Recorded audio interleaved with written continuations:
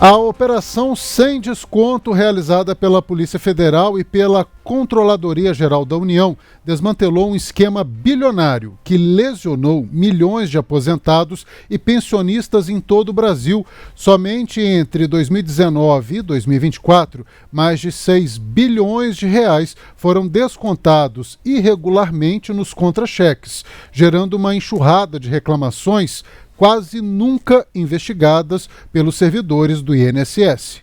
Esse desconto associativo funcionava da seguinte maneira: entidades utilizavam-se de assinaturas falsas para dizer ao INSS que o aposentado adquiriu um produto, como desconto em academia, convênio ou plano de saúde. Dessa maneira, o governo reconhecia o pagamento como correto, mas sempre foi fraude. É o que explica o ministro da Controladoria Geral da União, Vinícius de Carvalho.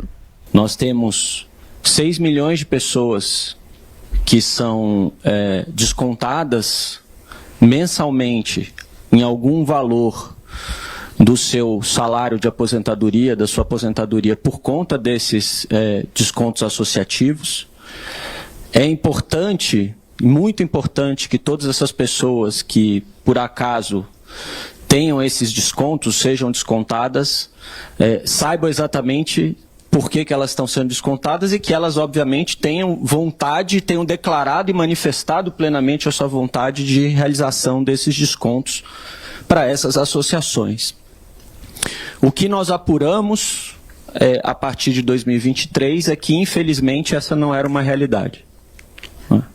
O que nós apuramos e investigamos junto com a Polícia Federal é que, infelizmente, várias dessas pessoas, a grande maioria delas, não tinham autorizado esses descontos.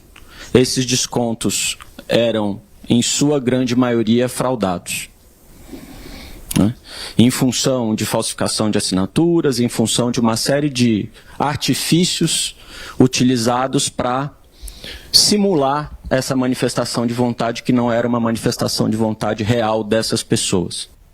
O ministro Vinícius de Carvalho também detalhou nesta coletiva que uma auditoria ouviu centenas de aposentados e 29 entidades suspeitas também foram investigadas. Muitos dos aposentados não tinham ideia do que significava o desconto no contra-cheque. Nós fizemos uma auditoria, o relatório vai ser publicado. São 2 relatórios, um vai ser publicado hoje, o outro nas próximas semanas. Essas 2 auditorias envolveram, de um lado, entrevistas aos aposentados. Nós entrevistamos os aposentados, entrevistamos 1.300 aposentados, uma amostra, obviamente, se trata de uma auditoria. E analisamos 29 entidades. Identificamos, em relação aos aposentados, que boa parte deles, na verdade a maioria, mais de 90% deles, e aí eu estou dizendo maioria de uma amostra de 1.300 aposentados, não reconheciam que haviam autorizado esses descontos. Ou seja, diziam, eu não autorizei, eu não sei porque eu estou sendo descontado. Alguns, inclusive, ficaram sabendo que estavam sendo descontados na entrevista, porque não tinham percebido, ou achavam que era um desconto obrigatório, como, por exemplo, nós temos, quem é seletista tem o desconto do FGTS, por exemplo, ou do INSS propriamente dito. Achavam que era um desconto obrigatório. E no caso das entidades, nós identificamos que elas não tinham nenhuma estrutura operacional para prestar os serviços que ofereciam, né? Uma pergunta que vocês podem fazer, eu já vou me antecipar aqui, o que são esses serviços, né? O que essas entidades ofereciam e assim por diante? São entidades associativas que podem oferecer uma série de benefícios, como, por exemplo, um desconto numa academia, um desconto num convênio de plano de saúde, um desconto numa eventual circunstância de enterro e auxílio funerário, algum tipo de auxílio de prestação de assistência jurídica, se o aposentado precisar, enfim, esses tipos de serviços.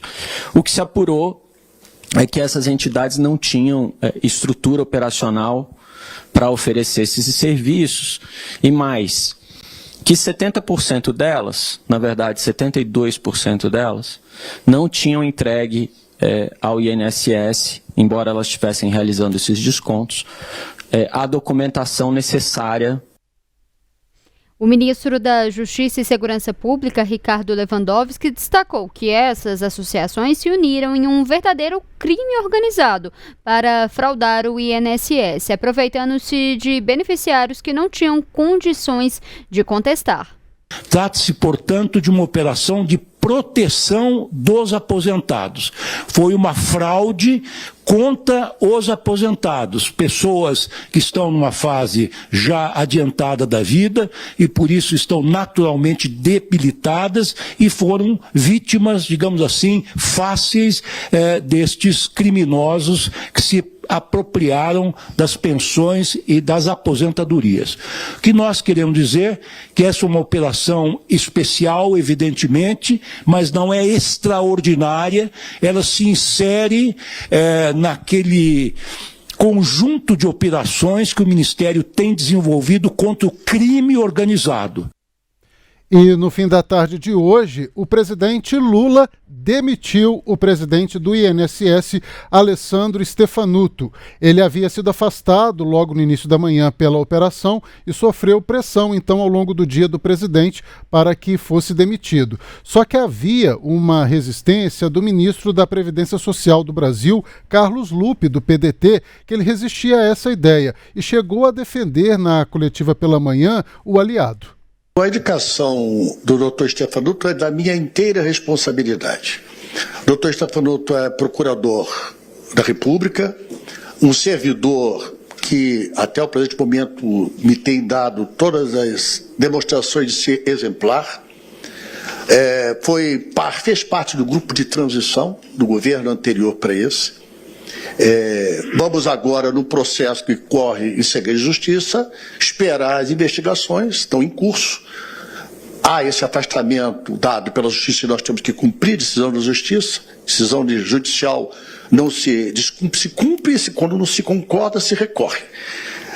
Então, vamos aguardar o desfecho desse processo com os cuidados devidos, como diz a Constituição, de a gente garantir o amplo, total direito de defesa para cada cidadão e cidadã, para que a gente não coloque essas pessoas para queimar numa fogueira sem antes dar-lhes o direito de defesa e saber realmente o que é que estão sendo acusados, como qual é o segredo da justiça, eu não sei ainda.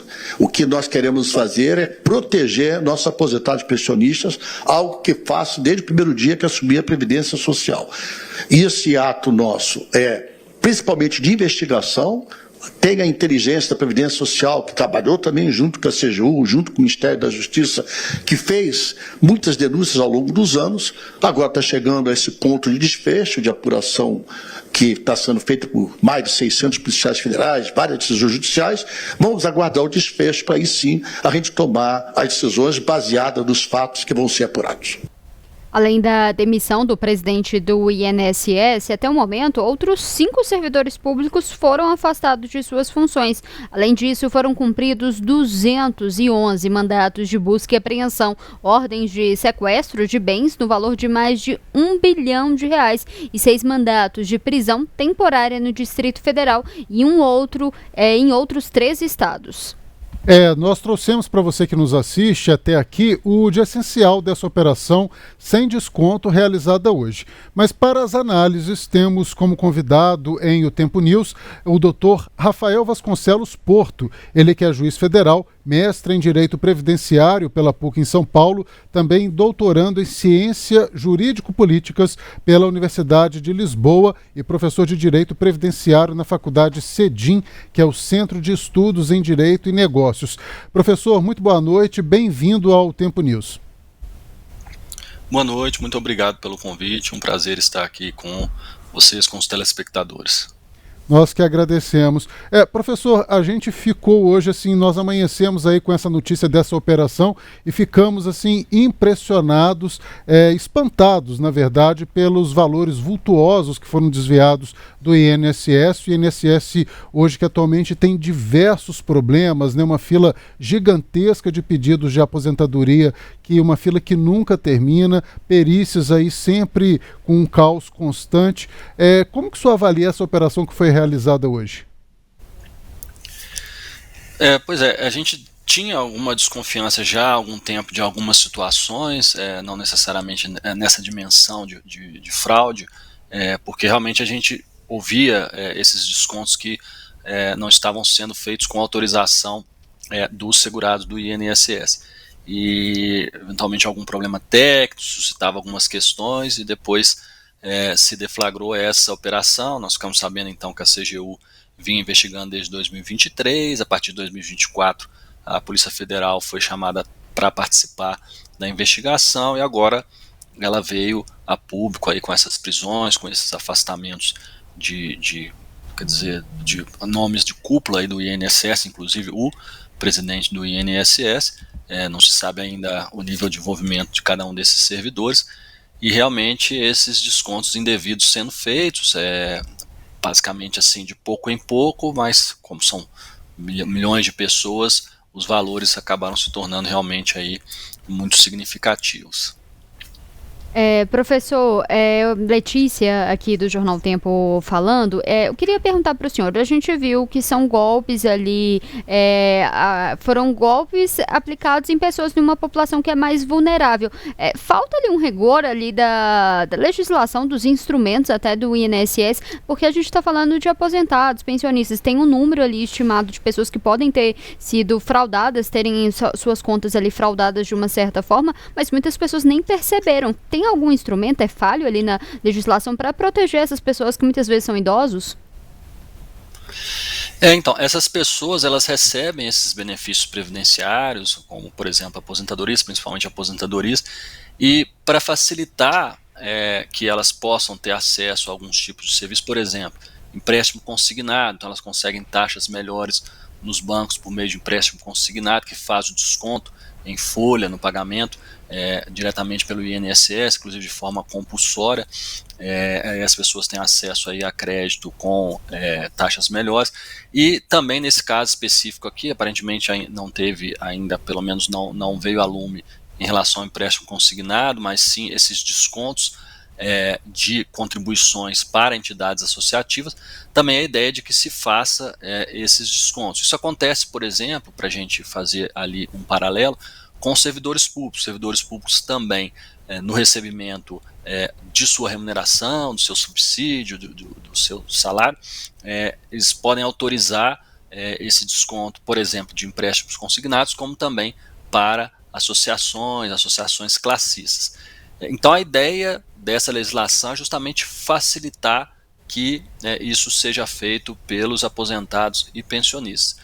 O problema é que nós tínhamos aí, ao que tudo indica, gente de dentro autorizando esses descontos sem a anuência e sem a ciência sequer das pessoas cujos benefícios estavam sendo então alvejados por meio desses descontos, e aproveitando-se justamente que são pessoas humildes, são pessoas eventualmente sem muito desconhecimento, que não percebiam que isso estava acontecendo, não davam notícia de que isso estava acontecendo, e isso ia passando batido. Esses descontos estavam não autorizados, mas as pessoas não percebiam, e eventualmente quando percebiam ou desconfiavam, talvez não sabiam o caminho para seguir para contestar esses descontos, para correr atrás de fazer o cancelamento desses descontos. Então apostaram aí justamente, como você bem disse, nesse desconhecimento das pessoas.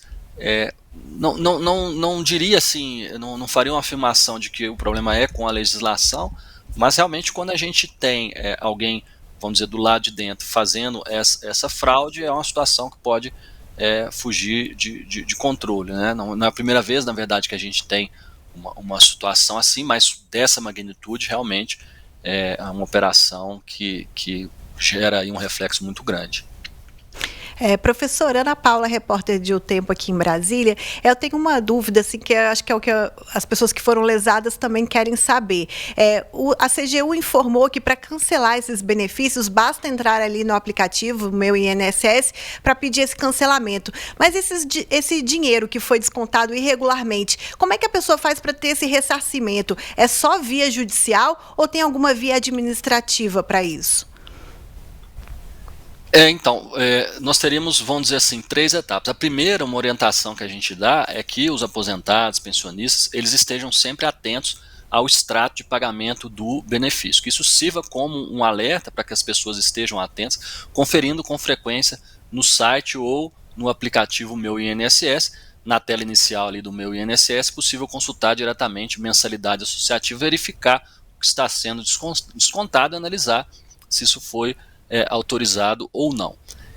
Então, primeiro, fazer esse monitoramento. Segundo lugar, se identificar que está sendo descontado algo que não foi autorizado, pedir esse cancelamento. Em terceiro lugar, buscar o ressarcimento do que foi descontado indevidamente aí para trás. Nós temos aí, em relação à questão do cancelamento do desconto, algumas possibilidades. Uma delas, talvez a mais fácil, seja realmente pelo aplicativo Meu INSS. É possível, tem caminhos, está sendo divulgado amplamente, para acessar o Meu INSS e fazer o cancelamento por meio do Meu INSS. Também, se não for pelo aplicativo, dá para fazer pelo site do gov.br, acessando o Meu INSS, por exemplo, pelo computador, e outros meios também que viabilizam. Agora, para pedir o ressarcimento, não é obrigatoriamente necessária que faça por meio judicial. É possível ligar, por exemplo, para o 0800 do INSS. O INSS, eu acredito que vai fazer uma ampla divulgação da forma pela qual as pessoas podem requerer esse ressarcimento.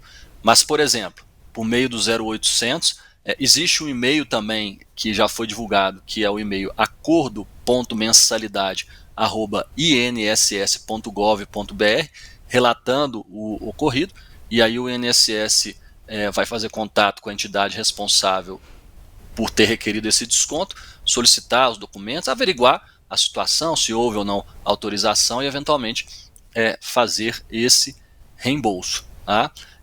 Para cancelar, por exemplo, empréstimo consignado, caso não tenha sido autorizado, a gente sugere que use o recurso do site consumidor.gov.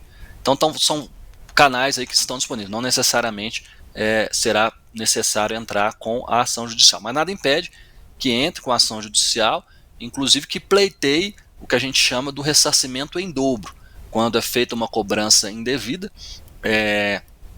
existe a previsão na legislação de que você peça a restituição em dobro daquele indébito, daquilo que foi cobrado e pago indevidamente. Então também, eu acredito que administrativamente isso talvez não vá acontecer, pode ser uma saída recorrer ao judiciário para pleitear essa restituição em dobro.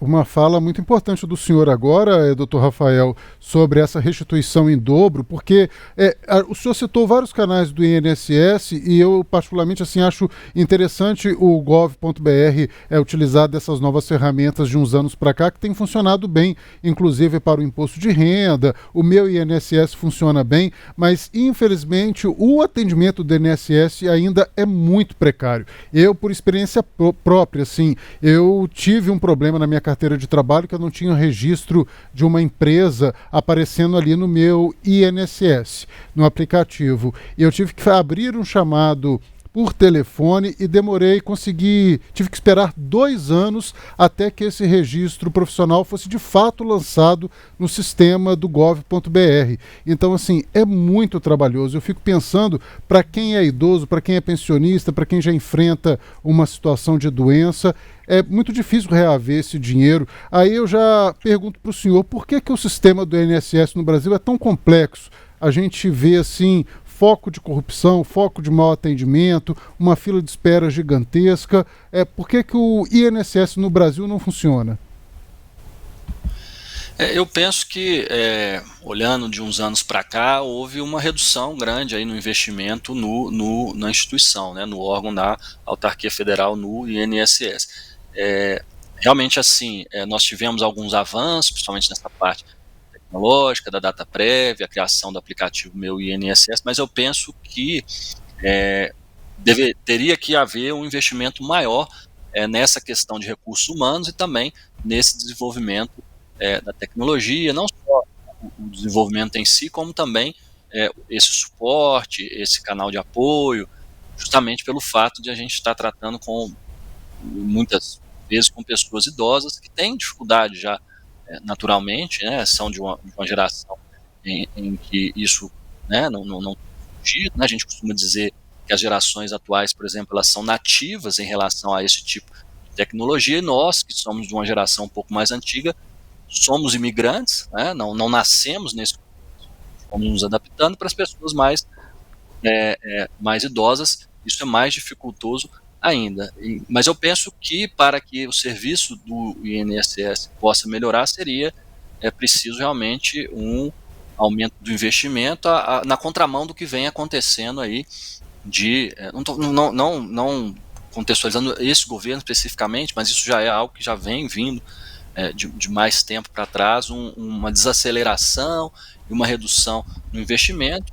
A gente tem um aumento no número de beneficiários, um aumento na demanda, e em contrapartida uma redução drástica aí do investimento, a diminuição dos servidores trabalhando. Então a gente vai tendo todos esses problemas que a gente vê, que a imprensa divulga, né, que é atraso nas filas para perícias médicas, na análise dos benefícios, falta de servidor para poder fazer um atendimento pessoal, não ficar só nesse atendimento por inteligência artificial automático. Então, tudo isso realmente é fruto, em grande parte, eu penso, de falta de investimento. Teria que haver um investimento maior para que isso, tanto do ponto de vista de recursos humanos, quanto do ponto de vista da DataPrev, que é a instituição que faz esse desenvolvimento tecnológico.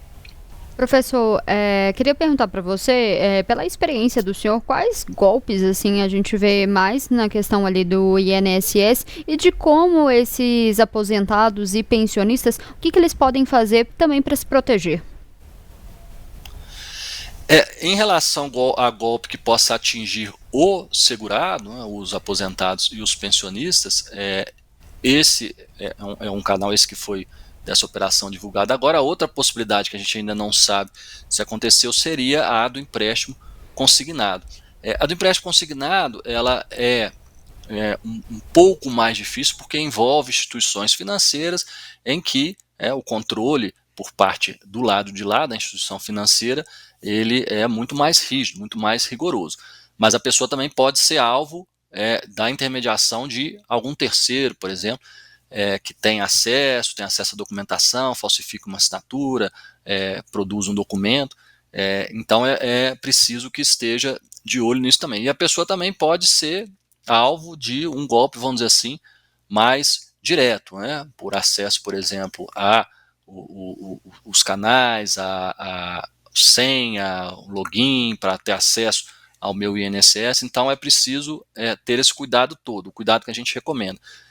Não compartilhar, né, os dados, por exemplo, de acesso ao portal Meu INSS, ao gov.br, não compartilhar, a não ser, claro, né, com pessoa da estrita confiança, um parente ou advogado que esteja fazendo um atendimento, né, que são pessoas de confiança, mas não compartilhar com terceiras pessoas, e ter esse cuidado de fazer um monitoramento constante ali no extrato do pagamento do benefício, para verificar ali o que está sendo descontado, tanto em termos dessas mensalidades associativas, quanto em termos do empréstimo consignado.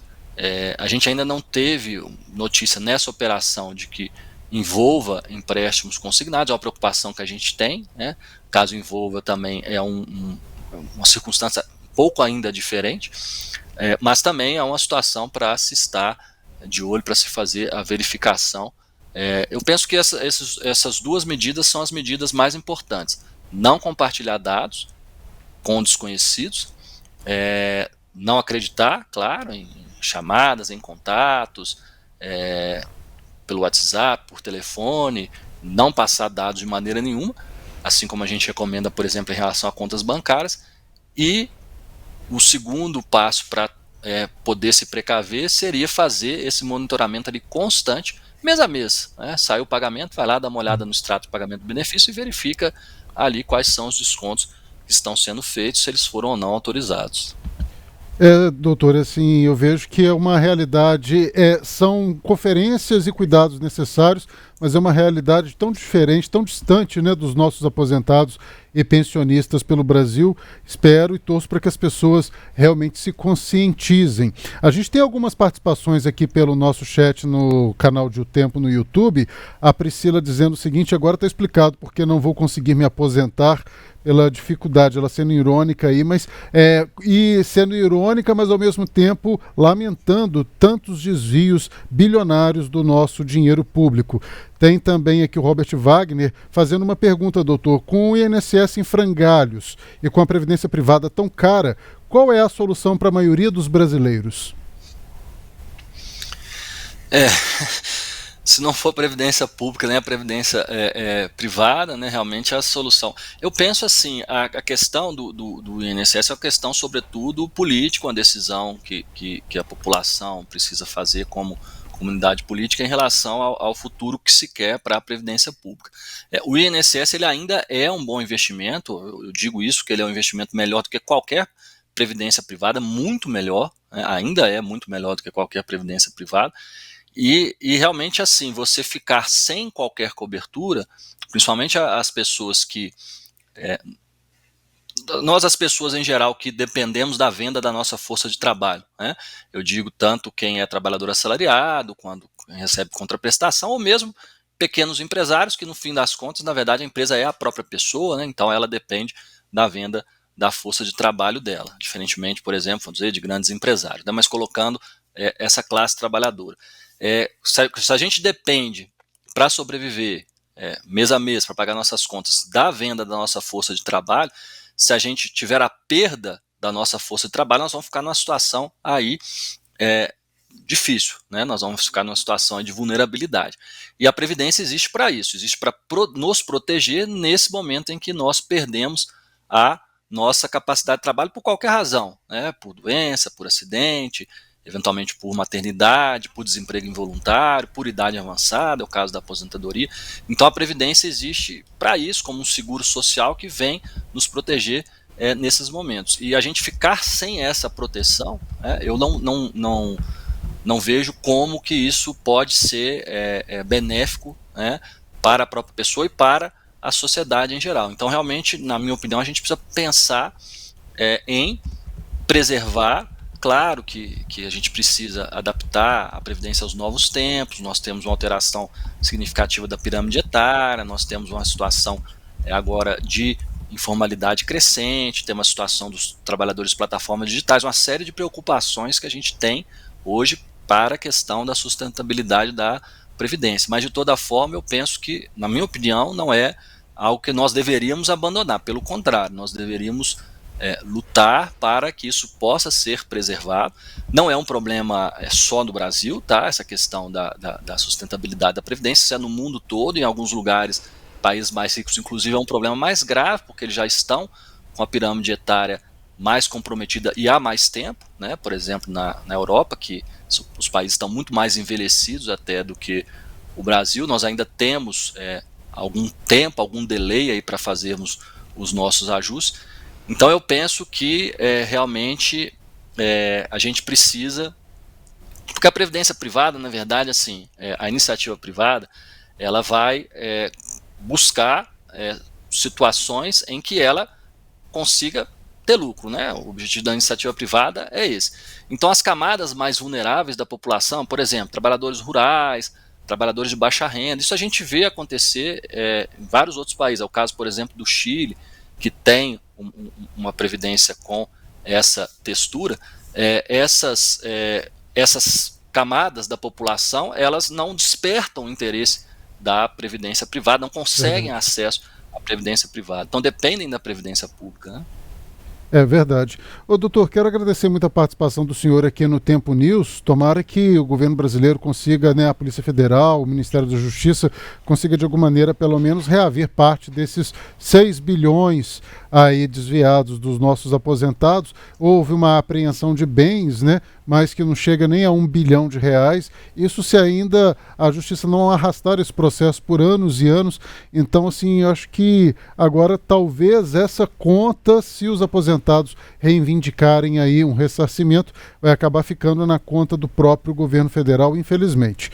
Mas a gente agradece muito a participação, então, do senhor Rafael Vasconcelos Porto, ele que é professor e especialista em Direito Previdenciário na CEDIM, o Centro de Estudos em Direito e Negócios. Obrigado, doutor Rafael, pela sua participação aqui.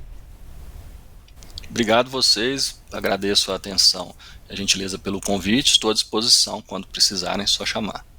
E muitos elogios ao senhor, a sua participação, viu? O pessoal falando assim que, inclusive da nossa equipe, dizendo que o senhor é muito claro e explica muito bem. Muito obrigado. A gente com certeza tenta marcar mais uma vez. Obrigado, boa noite. Boa noite. É isso, né, Letícia? A Ana Paula segue com a gente diretamente da redação de O Tempo em Brasília e pode ser que tenhamos aí outros desdobramentos dessa operação, né, Ana Paula? É isso mesmo, Léo. Esse fato ele gerou um desgaste. Eu acredito que gerou uma crise para o governo Lula, né? Porque mesmo com a demissão do Alessandro Stefanuto, presidente do INSS, pode ser que essa crise não seja estancada, né? Primeiro, porque como o ministro da Justiça e o próprio diretor-geral também da Polícia Federal disseram na coletiva, existem provas robustas que justificaram o afastamento desses servidores do INSS, mas como o segredo corre em segredo de justiça, ainda não ficou claro qual que é a participação deles. Pode ser assim uma simples omissão, uma simples negligência, mas pode ser sim que tenha a participação direta desses servidores. Então, assim, como você mesmo já comentou, o INSS já é uma área muito sensível para o governo de desgaste por conta do mau atendimento, as filas, né? Tem segundo dados do próprio INSS, em dezembro do ano passado, tinham 2 milhões de pessoas na fila aguardando para receber esses benefícios. Então, assim, e é uma preocupação para o governo. Foi uma promessa de campanha do presidente Lula diminuir a fila do INSS, ele não conseguiu.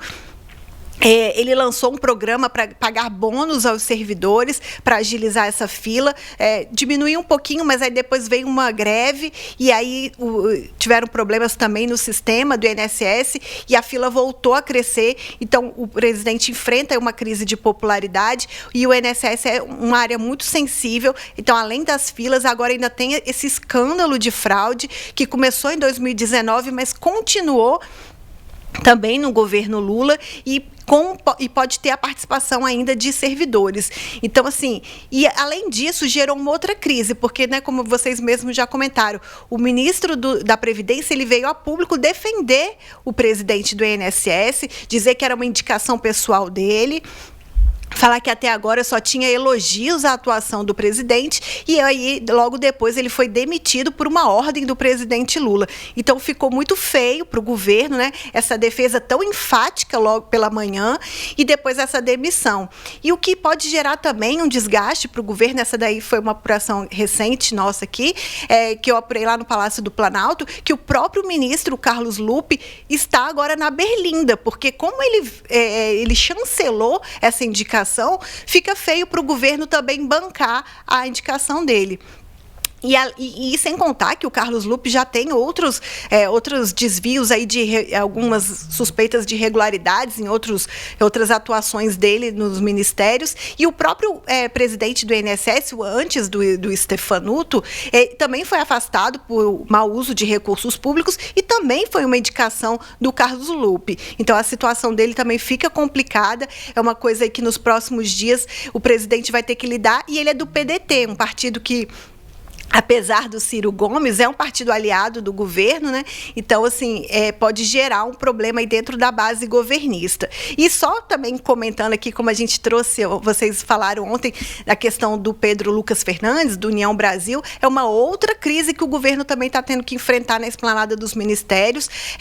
O Pedro Lucas foi um deputado que recusou o convite do governo para assumir o Ministério das Comunicações, mas como ele foi indicado pelo Davi Alcolumbre, o presidente do Senado, o próprio Davi Alcolumbre disse que ainda hoje vai indicar um novo nome para a pasta. Mas dessa vez disse ele que vai ser um nome mais técnico, por enquanto o mais cotado é o presidente da Telebrás, que é uma estatal também ligada ao Ministério das Comunicações. Então, assim, só para a gente acompanhar nos próximos dias aí que o governo vai ter essas duas crises para lidar. Eu ia falar justamente isso que a Ana Paula falou, essa defesa do ministro do Trabalho, Carlos Lupe, para o presidente do INSS. Foi uma defesa muito enfática. É uma coisa rara da gente ver ali no meio político, principalmente dado esse contexto de investigação. Agora, o ministro do Trabalho, bem como a Ana Paula falou, ele vai ter que dar explicações a partir de agora, porque ele, querendo ou não, em última instância, ele que responde ali pelo INSS. E uma outra questão que a Ana Paula também trouxe, o ministro Carlos Lupe, ele também foi ministro do Trabalho no governo Dilma em 2012, e ele já sofreu alguns ali, já respondeu por alguns indícios ali, esquemas de irregularidade que foram investigados. Eu trouxe até aqui pra gente, um foi em 2011, porque mostrava uma foto em um avião, o Lupe, com alguns empresários dele. Esse avião particular teria sido pago por uma ONG.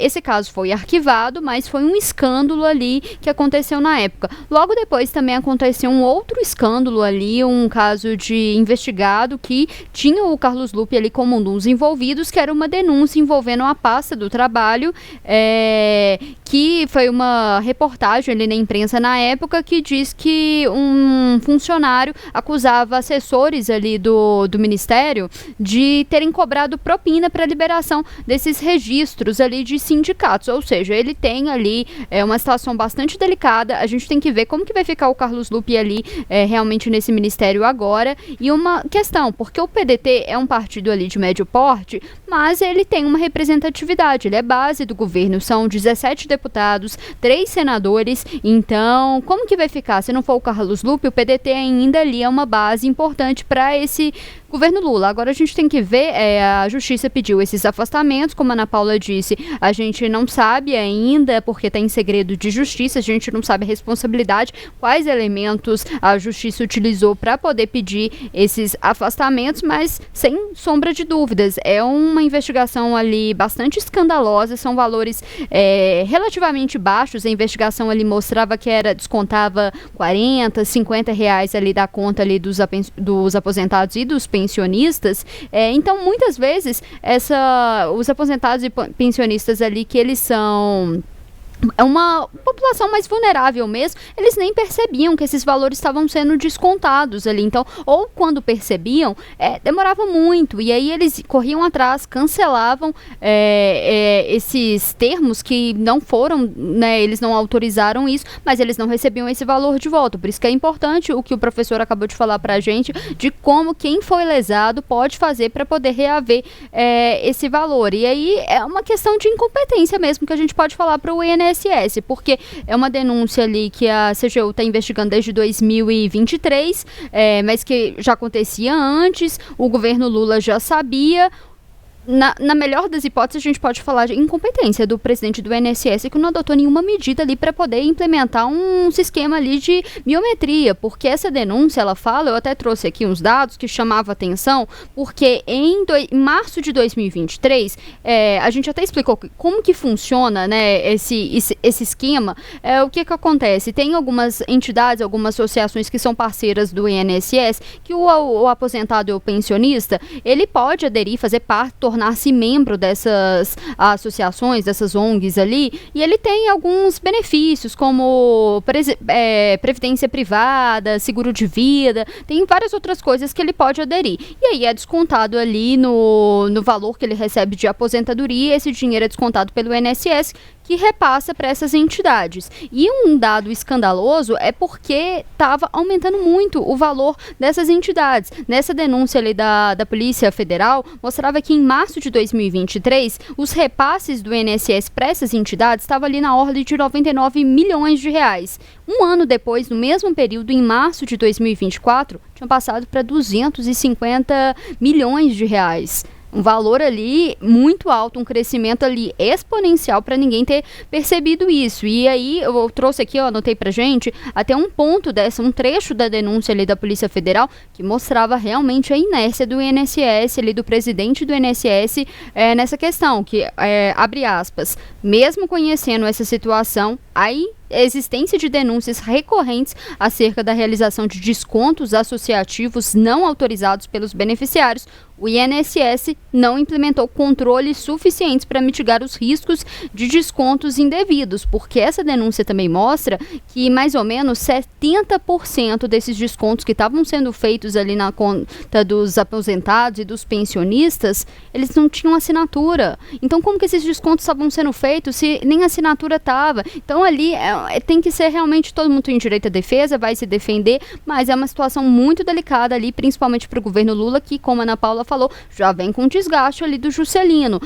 Filho, que era ministro ali das telecomunicações, que respondeu ali, está sendo investigado por um esquema ali de corrupção quando ele era parlamentar, por conta de emendas parlamentares, mas, querendo ou não, está no governo. Se está no governo, isso respinga ali no governo Lula, e a gente viu por isso que ele foi realmente demitido. O governo quer estancar realmente essa crise.